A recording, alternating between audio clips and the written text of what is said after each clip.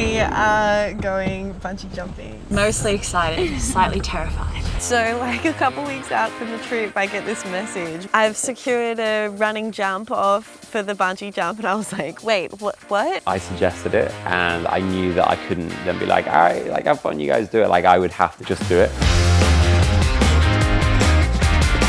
I don't really know what to say, I'm just a bit nervous. So I feel like my anxiety definitely started to increase. It is huge. It's huge. When I saw people jumping, I was feeling like I was gonna die. So the fear was definitely intense when I was seeing people jump. This is kind of fucked now. You've got these stairs that are just like zigzagging all the way up. So I feel like it just progressively got worse and worse as we got closer to it, to be honest. Second thoughts? No. We're good. He's chilling forever. By the time I got to the top, it was like, well, there's only really one way down here. I could go third. You're gonna go third. I'm so scared of heights. That's the drama that we needed right there.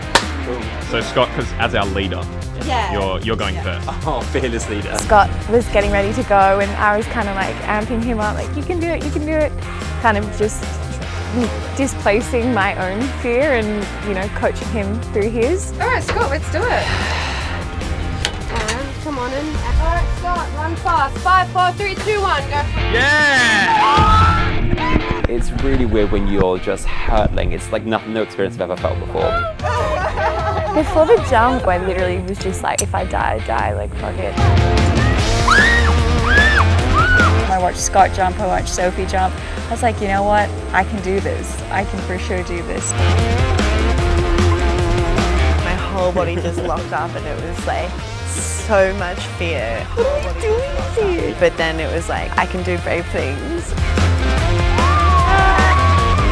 I didn't even think about whether or not it was going to catch me. I was just like there for the ride. Who did the best bungee jump? Daniel definitely did the coolest jump. Daniel is actually asking these interview questions, and I feel like he's feeling pretty confident about his jump. Daniel just executes this perfect sort of swan dive forward flip through the air. So unfair that he just was able to show us up like that. I think he won that one.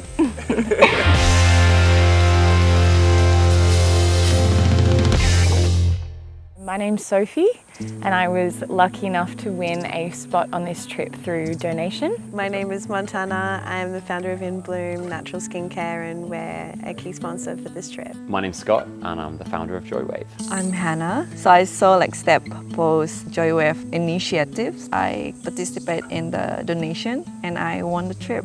My name is Steph. I'm actually the talent for this trip.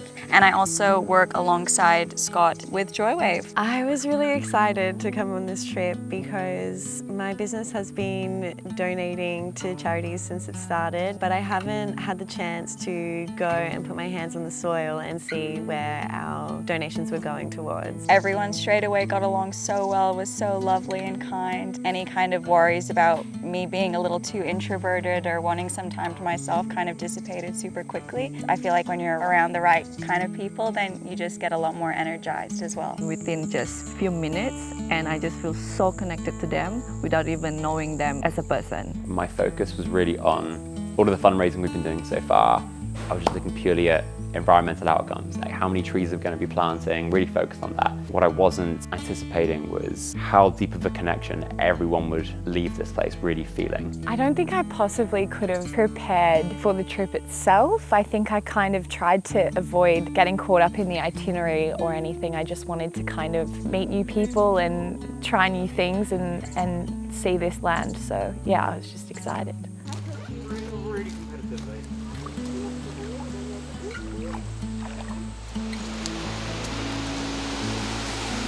The first night we got here was actually my birthday. Everybody was just so warm and kind, and I feel like emotional talking about it because it truly was like one of the best birthdays I've had in the longest time. It was so obvious really early on that everyone definitely had something in common, and everyone was very excited to just head off into the Daintree the next day.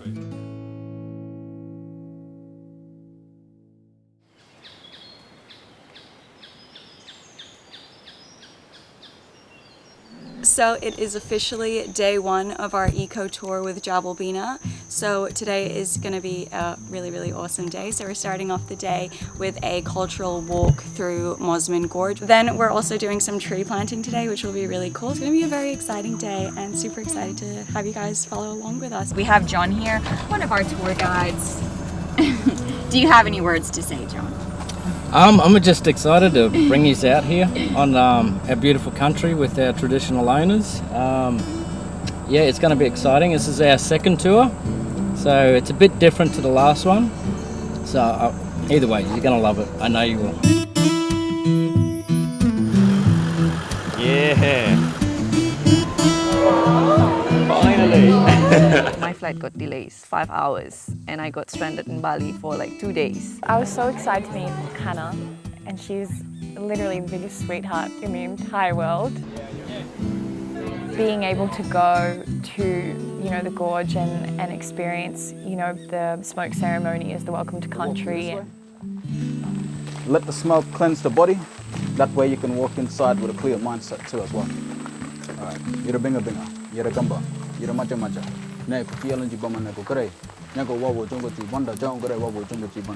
What it does is actually taking any negative energy that we bring that we may not know that we bring it ourselves. So on the subconscious and the conscious level, it's already been checked out for us. Now folks, we're gonna walk to our first tallest tree, about roughly around 200 years old.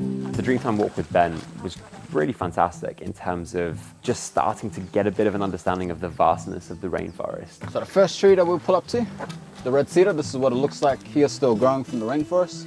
It's actually the first responsibility of the role of the young one when they grow to look after this tree, preserve it always, always take care of it. If they can do that, they can take care of the rest of the rainforest. One person could walk through a forest path and be like, oh, cool leaves, like sick, whatever, but having the opportunity to do that with the storytelling and the deeper wisdom, it was so special. This is your messenger, contact and emergency, all in one. So if anything went wrong, grab a rock, echoes about 2 k's in, letting the other tribal gatherers, letting them know that there's something up, basically. 3, 2, 1. The idea is just to expand your mind out of one object or one item that can tell many 1,000 things to that one object. So here's the best demonstration of it. Sophie, what are your thoughts? I'm just in awe of the connection that the first people have had with this land. I'll stop here for a bit. The ways that they can interact with it, and I guess, work in harmony with it. It's so inspiring. I'm just so honoured to be here. So another little hint of a cassowary trail. We're just at Rex's Creek, which I'm assuming is down or upstream from Mosman Gorge, something like that.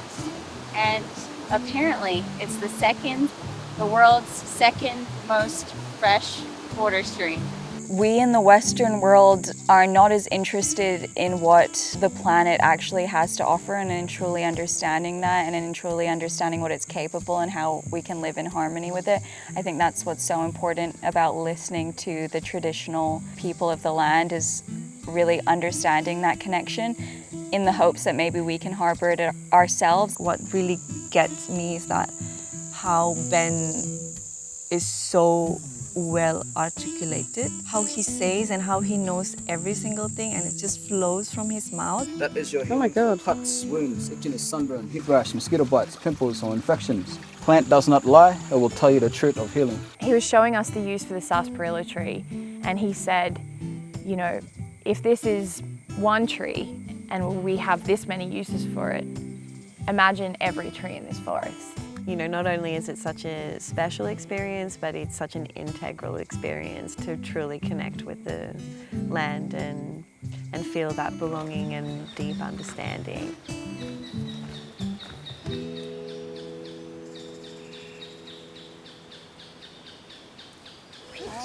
What are we doing now? We are going to plant some trees. So the tree planting was a really special moment for me. That was the part that I was looking forward to the most. Being able to plant some of these trees that will then become part of that forest and part of that forest story was really significant. We planted 40 trees, which are part of the greater reforestation mission in this area. I guess that got us a little bit of hands-on action and also provides us with the opportunities to come back and see those trees grow and, you know, that little bit of a difference that we made. We're at this really interesting and beautiful time of reconciliation between, you know, the First Peoples and white settlers, essentially, where there is room for legitimate cohesion and healing and integrated wisdom to actually create impact on this land. So these trees that you planted here today, very important. I hope that you come back one day and you get to see the tree that you've actually put in the ground. Then you have that literal connection with it, right? Hannah and I were talking. I said, we were yarning over here. And I said, Hannah, I've got 5 trees that I'm planting for my grandkids. And Hannah said, hey, I should do that for my mum. That is my highlight of the whole trip. It gets so emotional to him, and I get emotional as well, and that's, I think, it like kind of like tie a bond between me and Richard.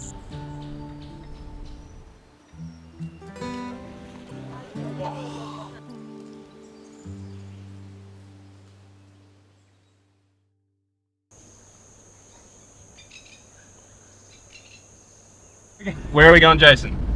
We are leaving the JCU Observatory, heading north up to Turtle Rock to get some coffees. Yep. And then further north up the Bluefield track, making our way to Wudjal Wudjal. When we went up to Wudjal Wudjal, again, it felt really deeply intimate and sacred to be able to go on those lands and be received with warmth and blessings.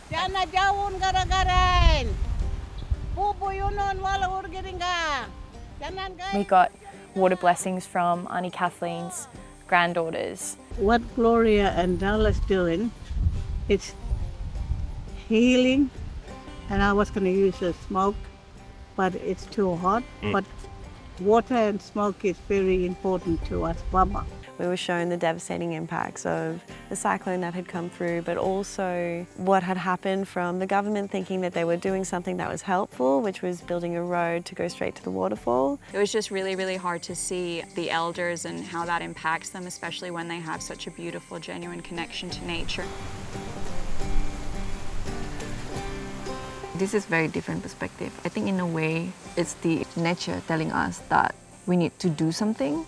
So they're giving us like this flood or something to like really give us awareness. That was a somber like start to the day and a reminder of why consultation is important.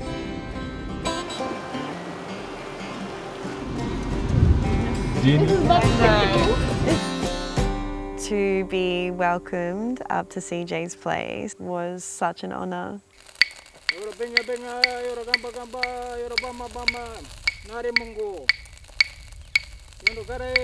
To be received in his home with him and his partner Helen and smoked down and given food and have stories shared with us about CJ's journey was incredibly moving. Where are we going? We are going to, where are we going actually, Craig? Caterpillar dreaming. Caterpillar dreaming. Up here you feel like you're on another planet. Yeah. Some of us are detached of the spiritual world in a sense. So I think meeting CJ is very special because he actually so in touch that you actually want to get to know yourself. CJ, do you always walk barefoot? Yeah. Since I put shoe on, it's like I got lead on my feet, you know. I don't know whether it's a psychology of it or not, you know. But even when I used to work in the cane fields, I used to go barefoot all the time. And one time there was a taipan that was burnt by the fire, and he had his head coming out of the cane. I nearly stepped on him like that, you know? And then later on they changed the rules that we had to wear boots. Having the chance to learn so much history about that area, all the spiritual significance, and just have a better understanding of the connection to land in that particular area. Not only that, it was like one of the most beautiful places ever, and we just felt so lucky to be there. When we kind of got up to the top of Caterpillar Dreaming, the land kind of opens into this huge output of water, and it's just like kind of these terraces of rocks and that open out further and further, and you can see all the way from the top of Caterpillar Dreaming all the way through to country that's way out with big mountain ranges.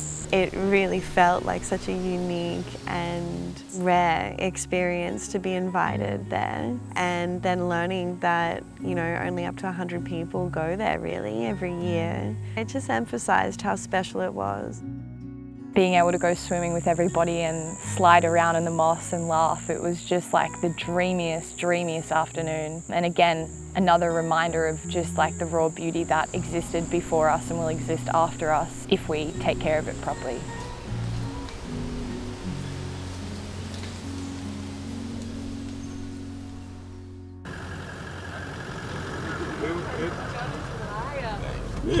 All right, where are we headed today? Today we are headed to Turtle Rock Cafe, get inducted safety course to go out in a boat to the Great Barrier Reef.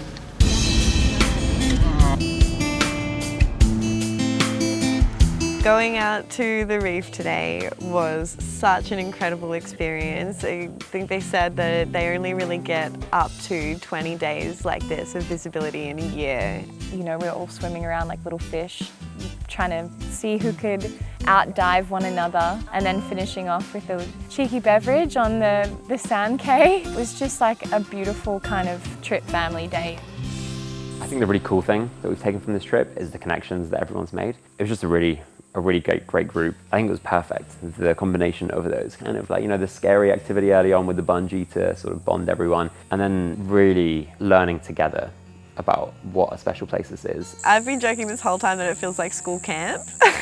Within minutes of arriving, it just felt like we were family, and it's just been such a bonding, beautiful experience, getting to know everybody and forming what feels like lifelong friendships. This trip has just been a huge reminder of the importance of having an open heart and being heart-led, and that has been reiterated with all of the extended community that we've met. It's just cool to see that we're creating projects that attract the best kind of people, the most open-minded people that just have really good and genuine hearts, and so I just feel extremely inspired by everyone around me and can leave this trip feeling better than when I joined it. Who would have thought, like me coming from a very small town, flew to Cairns and go to like one of the 7 wonders of the world.